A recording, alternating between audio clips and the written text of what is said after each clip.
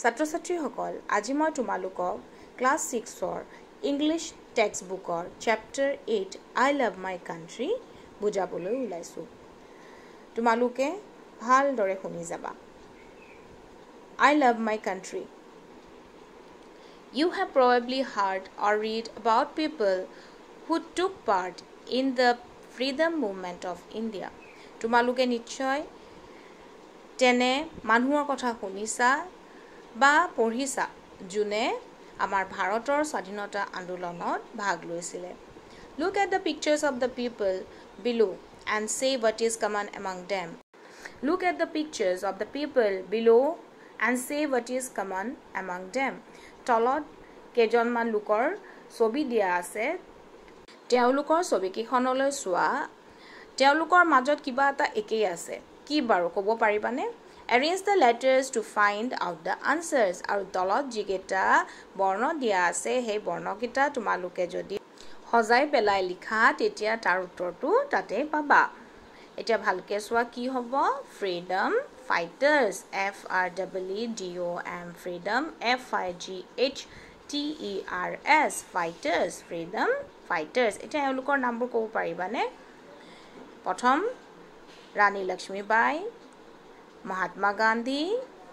সুভাষ চন্দ্ৰ বোস জৱাহৰলাল নেহৰু সৰ্দাৰ বল্লভ ভাই পটেল আৰু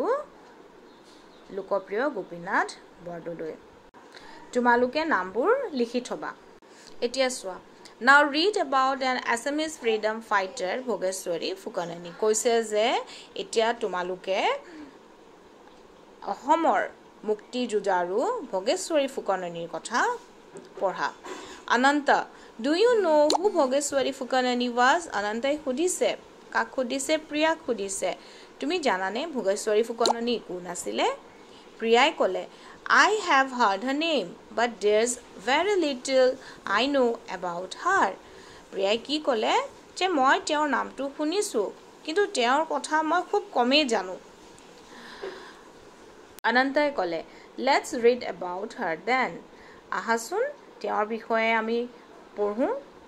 Bhogeshwari Fukanani was a freedom fighter who was born in a noble Ahom family of Nagaon. Bhogeshwari Fukanani কোন আছিলে এগৰাকী মুক্তি যুঁজাৰু আছিলে যাৰ জন্ম নগাঁৱৰ এটা সম্ভ্ৰান্ত পৰিয়ালত হৈছিল Her parents were Atmaram Buragohai and Nileshwari কৈছে তেওঁৰ দেউতাকৰ নাম আছিল Atmaram Buragohai আৰু মাকৰ নাম আছিল Nileshwari She married Bhogeshwar Fukan তেওঁ কাৰ লগত বিয়া হৈছিলে তেওঁ ভোগেশ্বৰ ফুকনৰ লগত বিয়াত সোমাইছিলে and they had 6 sons and 2 daughters আৰু তেওঁলোকৰ 6জন পুতেক আৰু 6গৰাকী জীয়েক আছিল Bhogeshwari Fukanani was living a peaceful family life till the age of 60 when her life took a new turn Bhogeshwari Fukananiয়ে এটা শান্তিপূৰ্ণ পাৰিবাৰিক জীৱন কটাই আছিল 60 বছৰলৈকে তাৰ পিছত তেওঁ জীৱনলৈ এটা নতুন পাক আহিল During this time the freedom movement led by Mahatma Gandhi was at its peak আৰু এইখিনি সময়তে কি হৈছিলে আমাৰ ভাৰতৰ যি স্বাধীনতা আন্দোলন আছিল মহাত্মা গান্ধীয়ে চলোৱা যি স্বাধীনতা আন্দোলন আছিল সেই স্বাধীনতা আন্দোলন এইখিনি সময়ত শীৰ্ষত আছিলে The Quit India movement started in 1942 and thousands of people came out to the streets 1942 চনত ভাৰত ত্যাগ আন্দোলন আৰম্ভ হৈছিল আৰু হাজাৰ হাজাৰ মানুহ ৰাস্তালৈ ওলাই আহিছিলে Bhogeshwari Fukanani too could not stay away. Bhogeshwari Fukananiও ইয়াৰ পৰা আঁতৰি থাকিব নোৱাৰিলে She joined the movement with her children and grandchildren আৰু তেওঁ এই আন্দোলনত নিজৰ ল'ৰা-ছোৱালী আৰু নাতিপুতিৰ লগত যোগ দিছিলে Bhogeshwari Fukanani was the leader of the women's wing of the movement in Barhampur near Nagaon নগাঁৱৰ বৰহমপুৰ নামৰ যি ঠাই আছিলে তাত এই আন্দোলনৰ যি নাৰীৰ শাখা আছিলে সেই নাৰী শাখাটোক ভোগেশ্বৰী ফুকননীয়ে নেতৃত্ব কৰিছিলে She was so inspiring that more and more people joined the movement eagerly আৰু তেওঁ ইমানে প্ৰেৰণাদায়ক আছিলে যে বহুত মানুহ তেওঁৰ লগত এই আন্দোলনত যোগ দিলেহি On September 16, 1942, the British government imposed a ban on the volunteers training camp at Berhampur and arrested the volunteers. 1942 চনৰ 16 ছেপ্টেম্বৰৰ দিনা ব্ৰিটিছ চৰকাৰে বৰহামপুৰত যি ভলেণ্টিয়াৰ্ছৰ ট্ৰেইনিং কেম্প আছিলে ভলেণ্টিয়াৰ্ছ মানে স্বেচ্ছাসেৱক ঠিক আছে স্বেচ্ছাসেৱকসকলৰ যি ট্ৰেইনিং কেম্প আছিলে সেই ট্ৰেইনিং কেম্পত কি কৰিলে নিষেধাজ্ঞা জাৰি কৰি দিলে আৰু তাৰ পৰা বহু স্বেচ্ছাসেৱকক arrest korile dhori nile In protest against this action a public rally was organized at Berhampur on September 18 1942 aru yar protibadote Berhampurat 1942 sonor 18 September dina ekhon rajohua sabha patile aru yat bahut manu ho manu gut khaisile Hundreds of people gathered there. Kolue moi ei sabhakhonot ho manu gut khaisile. Pratap Chandra Sharma presided over the meeting. Aru Pratap Chandra Sharma ki korisile ei rajohua sabhakhon sabhapatitto korisile. Soon a troop of soldiers arrived to disperse the gathering and Pratap Chandra Sharma was arrested. Aru loge hekhini thait Britishor সৈন্যসকল আহিলে এই যি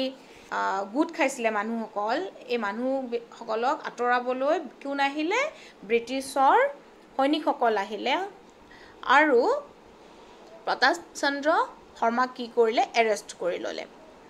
But the freedom fighters could not be stopped কিন্তু এই মুক্তি যুঁজাৰুসকলক আৰু ৰখাব নোৱাৰিলে A large crowd of around 250 people led by Bhogeshwari Fukanani and Ratnamala Fukan began to arrive at the meeting ground. Eta dangor manuhor jom jod 250 jon manu asile. Bhogeshwari Fukanani aru Ratnamala Fukane ei jomtu ki korisile netritto korisile aru teoluk সভা য'ত হৈছিলে সেই সভা হোৱা ঠাইটুকুৰত যাবলৈ আৰম্ভ কৰিলে They were stopped on the way by the British forces আৰু তেওঁলোকক ৰখাবলৈ চেষ্টা কৰিলে ব্ৰিটিছৰ যি সৈন্যসকল আছিল তেওঁলোকে ৰখাবলৈ চেষ্টা কৰিলে One British officer tried to take away the flag from Ratnamala forcefully আৰু এজন ব্ৰিটিছ অফিচাৰে ৰত্নমালাৰ পৰা জোৰকৈ আমাৰ ৰাষ্ট্ৰীয় পতাকাখন ল'বলৈ চেষ্টা কৰিলে Seeing this Bhogeshwari Fukanani could not remain calm আৰু এয়া দেখা পাই Bhogeshwari Fukanani আৰু শান্ত হৈ থাকিব নোৱাৰিলে and she started beating the officer with the pole of her flag till he fell unconscious আৰু Bhogeshwari Fukanani এয়া কাৰ্য দেখি আৰু শান্ত হৈ থাকিব নোৱাৰিলে তেওঁ কি কৰিলে তেখেতে ব্ৰিটিছ অফিচাৰজনক হে জাতীয় পতাকাখন জিডাল মাৰিত লগাই থোৱা আছিল বা জিডাল লাঠিত লগাই থোৱা আছিল হে লাঠিডালেৰে হে ব্ৰিটিছ অফিচাৰজনক মাৰিবলৈ আৰম্ভ কৰিল আৰু যেতিয়ালৈকে তেওঁ অচেতন হৈ নগল তেতিয়ালৈকে তেওঁ মাৰিয়ে থাকিলে After a few minutes he recovered আৰু কিছু সময় পিছতে কিছু মিনিটৰ পিছতে তেওঁ কি হল ভাল পালে কিন্তু ভাল পালে যদিও but he could not bear the insult ভাল পালে যদিও তেওঁ এই অপমান সহ্য কৰিব নোৱাৰিলে So in anger he took out his pistol and shot at Bhogeshwari Fukanani from a close range আৰু তেওঁ খঙত কি কৰিলে নিজৰ বন্দুকটো উলিয়াই ললে আৰু Bhogeshwari Fukananiক একদম ওচৰৰ পৰা গুলিয়াই দিলে Bhogeshwari Fukanani fell on Ratnamala's lap আৰু Bhogeshwari Fukanani Ratnamalar কুলাত বাগৰি পৰিলে and became unconscious আৰু তেওঁ অচেতন হৈ গ'ল 2 days later on September 20 1942 দুদিনৰ পাছত 1942 চনৰ ছেপ্টেম্বৰৰ 20 তাৰিখে she breathed her last at her own house তেওঁ নিজৰ ঘৰতে শেষ নিশ্বাস ত্যাগ কৰিলে she died a martyr's death laying down her life for her country's freedom আৰু ভগেশ্বৰী ফুকননীয়ে এজন শহীদৰ মৰণ পালে তেওঁ নিজৰ জীৱন দেশৰ স্বাধীনতাৰ বাবে বলিদান দিলে এই লেসনটো এখিনিতে শেষ হৈছে